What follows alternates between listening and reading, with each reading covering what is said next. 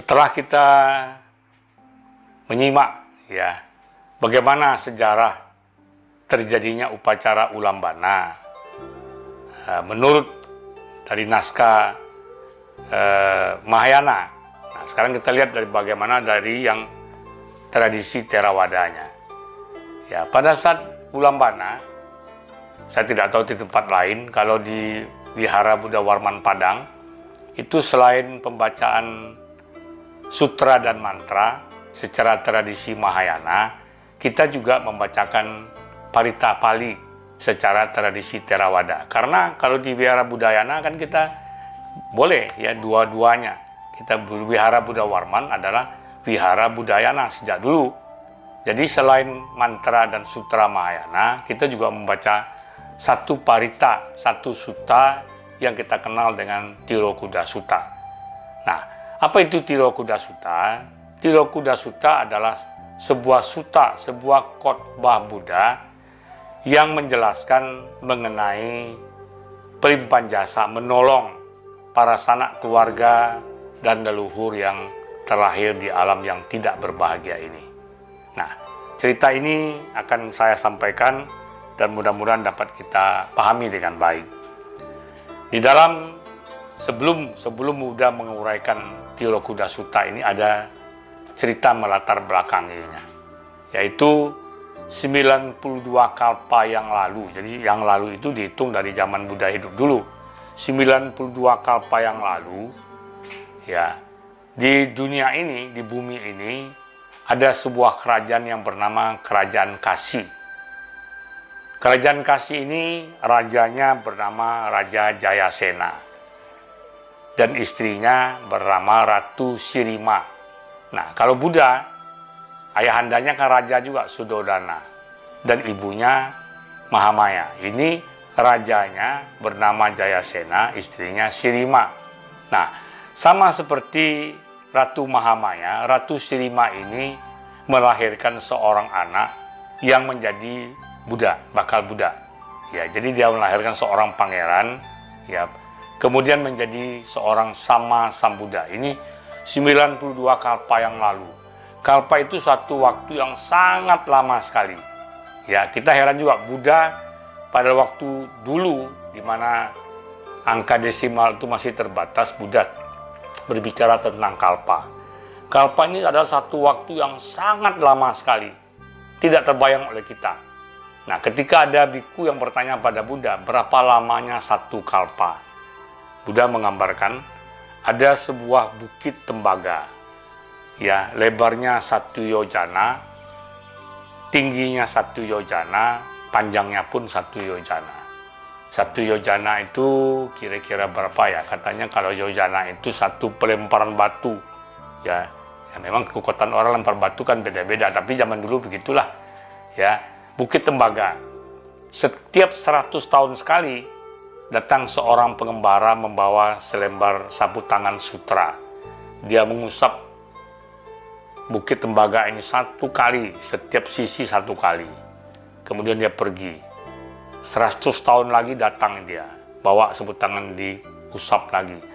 Sampai bukit tembaga ini habis. Itulah waktu lamanya 1 kalpa. Tidak bisa kita bayangkan, saya tidak bisa bayangkan. Ya, mau bilang triliun, ya triliunan tahun lebih lagi malah. Ya, nah jadi ceritanya 92 kalpa yang lampau itu ada seorang Sama Sambuddha, putra dari Raja Jayasena dan Ratu Sirima. Namanya Sama Sambuddha Pussa.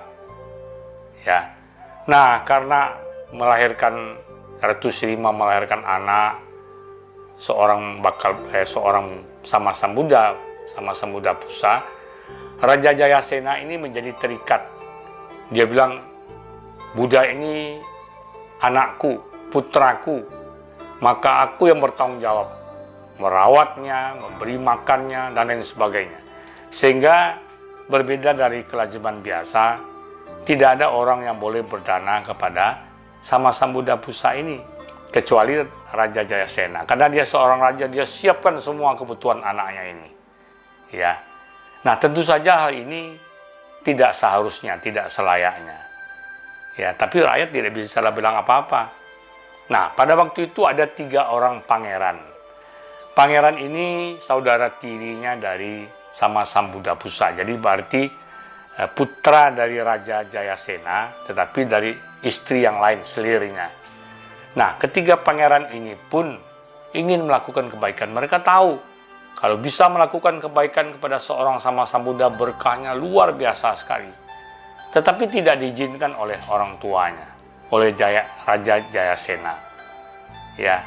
Nah, pada waktu itu kebetulan terjadi pemberontakan di satu wilayah dari kerajaan Kasih ini.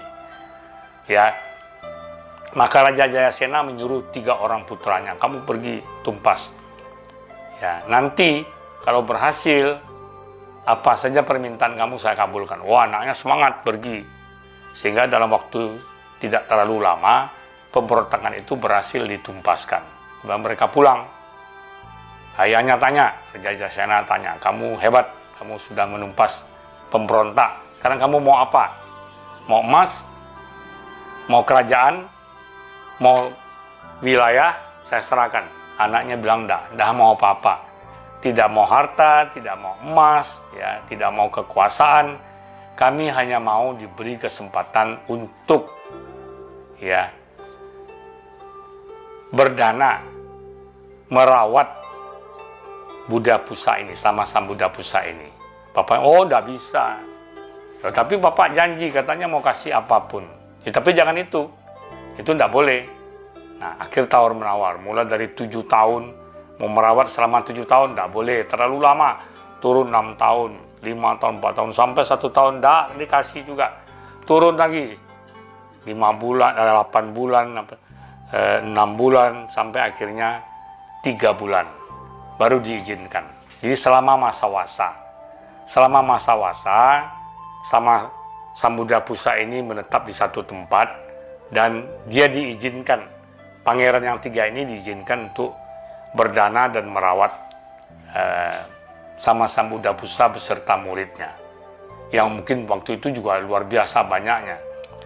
Ketika pangeran ini sangat senang, mereka menyiapkan satu tempat di sebuah wilayah, dibangun ya bangsal untuk mempersembahkan makanan, kuti-kuti untuk Sama Sambudapusa dan para muridnya. Ya, jadi dananya mengalir, disuruh bangun semuanya. Nah, biasa ya ada terjadi pro kontra, intrik-intrik dan lain sebagainya. Ya. Sehingga pada waktu Sama Sambuda jadi berwasa di situ. Tetapi ada sekelompok orang yang merasa tidak senang, kemudian mengganggu suplai bahan pangan, ya, kemudian juga mengganggu sampai katanya membakar dapur tempat masak makanan Sama Sambudapusa dan para muridnya ini. Ya, kemudian juga ada yang karena rakusnya serakahnya, makanan yang sudah dimasak untuk Sama Sambudapusa dan muridnya ini dimakan dulu, dicicipi dulu, sehingga yang dipersembahkan ke Budapusa dan muridnya itu hanya sisa-sisa makanan.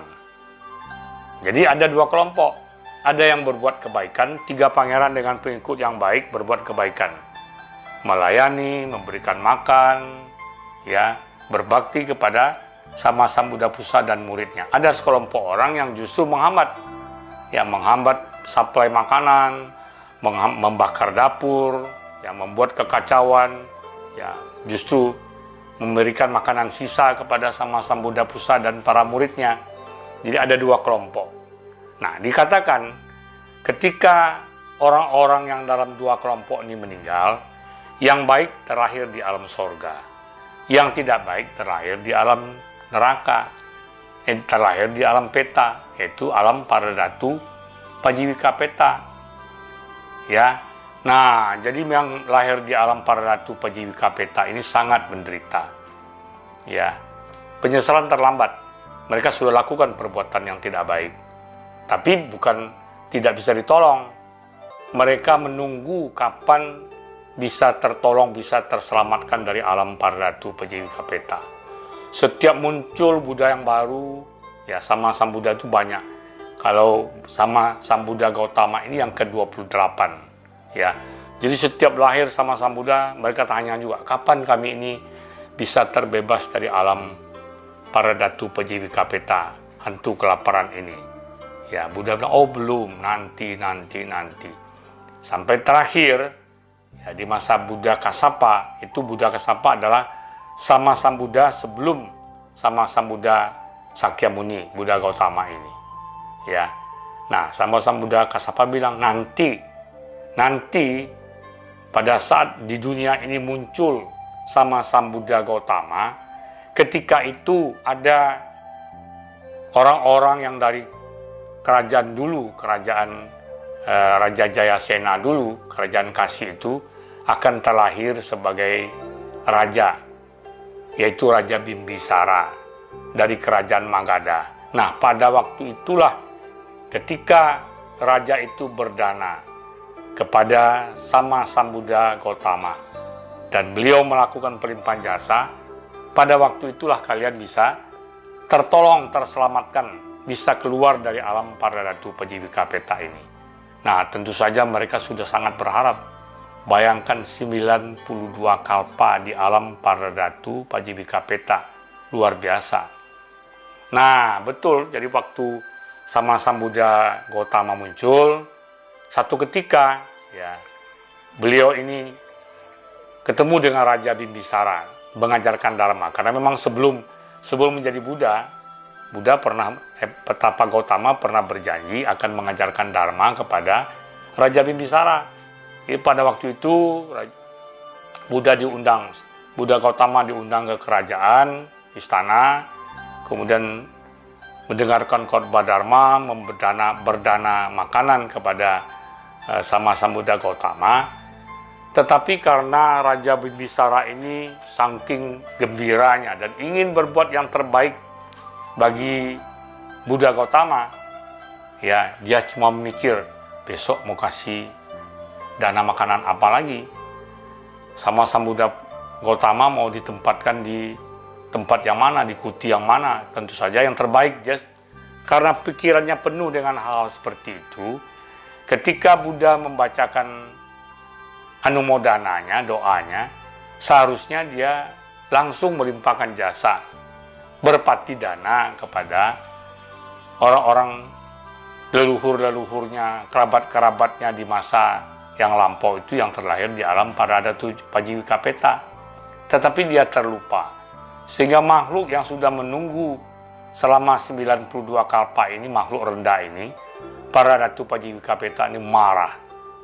Ya, karena marah, mereka mengganggu. Jadi malam hari ketika Buddha sudah kembali ke wihara, ya, nah raja tidak bisa tidur. Karena apa? Terdengar bunyi-bunyi, teriakan-teriakan, tangisan-tangisan, jeritan-jeritan, tapi tidak kelihatan. Karena apa? Ya memang dilakukan oleh makhluk-makhluk yang tidak kelihatan. Ya, makhluk peta, makhluk hantu tidak kelihatan, kecuali orang-orang yang punya tingkat batin yang tinggi. Dia raja tidak lihat, tapi dia tidak bisa tidur karena dengar teriak sana, teriak sini, meki sana, meki sini, jerit sana, jerit sini, minta tolong. Ada mengeluh kesakitan, ada yang berteriak lapar, haus, dan lain sebagainya. Sehingga besok pagi rajanya lesu. Dia pikir, wah aneh, kok semalam saya berdana pada sama Sang Buddha Gautama, malah bukan bahagia, malah saya jadi tidak bisa tidur. Nah, akhirnya ketemu Buddha.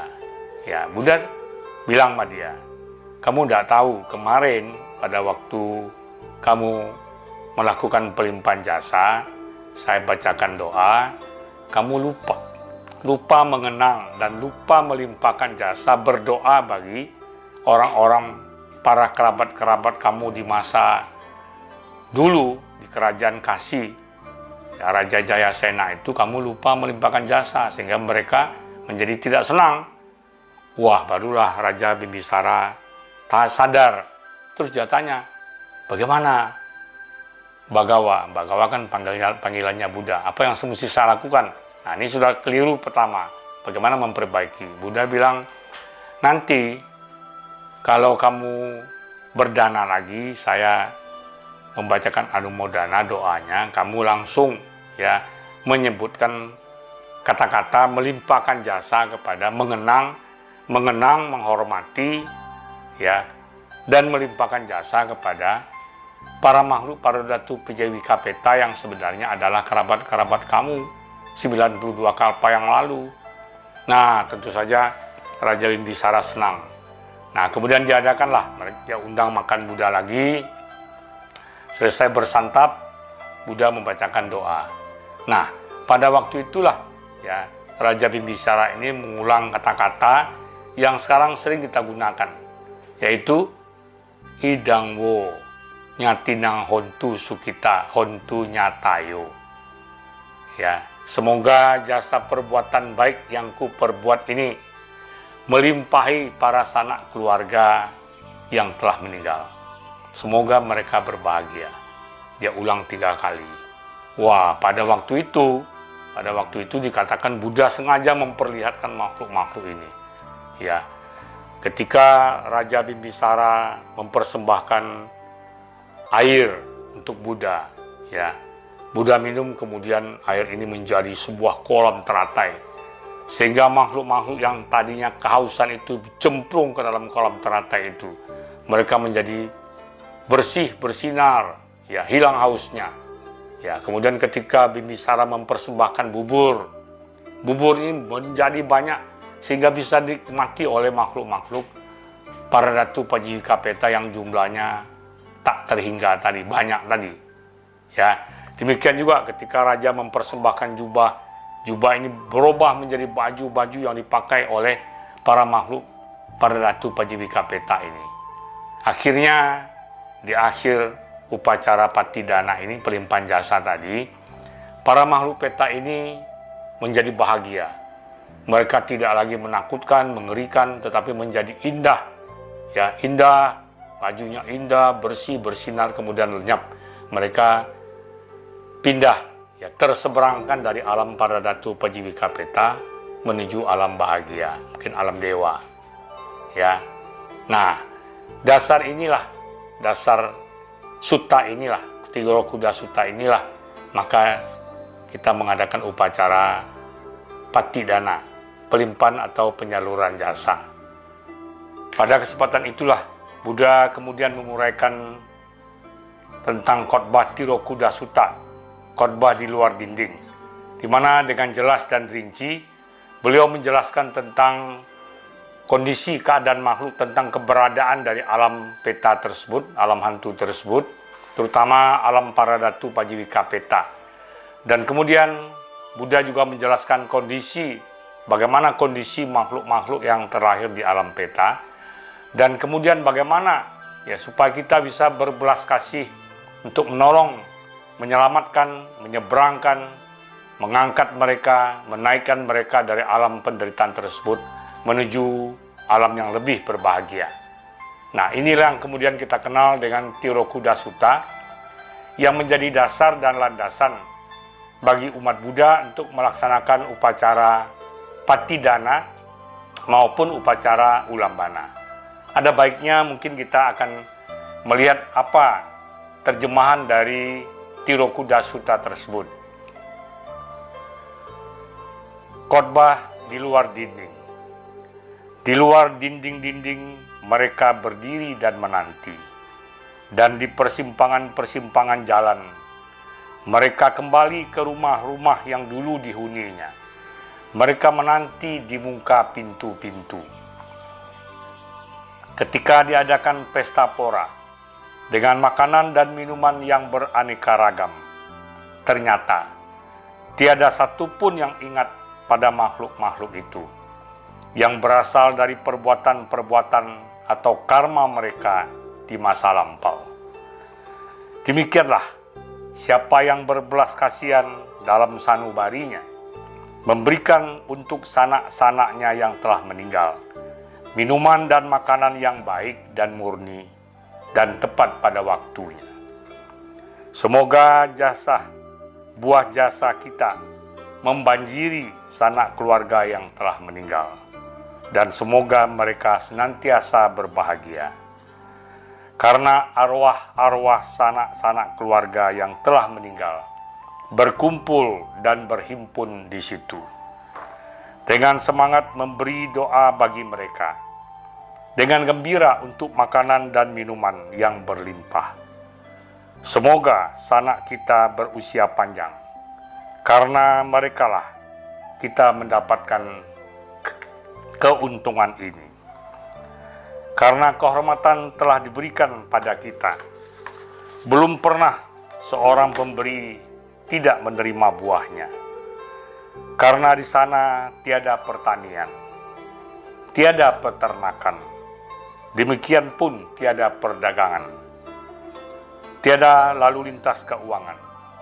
Arwah-arwah sanak keluarga yang telah meninggal hidup di sana dari apa yang diberikan di sini. Bagaikan air mengalir di bukit, terjun ke bawah untuk mencapai lembah kosong. Demikian pun pemberian yang telah diberikan di sini dapat menolong arwah-arwah sanak-sanak yang telah meninggal. Bagaikan sungai-sungai, jika penuh, dapat menampung air yang mengalir untuk mengisi laut. Demikian pun pemberian yang diberikan di sini dapat menolong arwah-arwah sanak-sanak yang telah meninggal. Dulu ia memberi kepadaku, bekerja bagiku, ia sanakku, sahabatku, kerabatku, memberikan hadiah untuk yang telah meninggal, memperingati apa yang biasa mereka lakukan, bukan tangisan, bukan pula kesusahan hati, bukan perkabungan apapun juga yang dapat menolong mereka yang telah meninggal.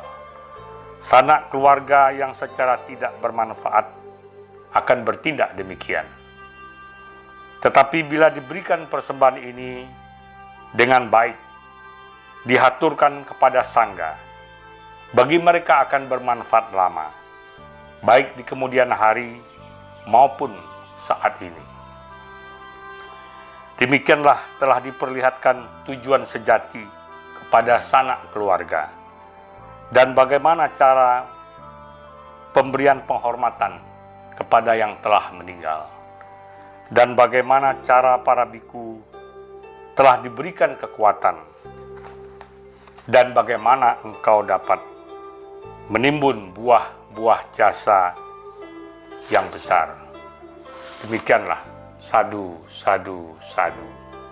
Nah, setelah kita mendengar kisah bagaimana asal mula timbulnya Patidana, dan telah kita dengar pula uraian dari Tiro Kuda Sutta, mudah-mudahan semuanya ini akan memberikan manfaat bagi kita untuk bisa memahami dan kemudian dengan penuh keyakinan, penuh kesujudan dan bakti, kita melaksanakan upacara Ulambana maupun Patidana.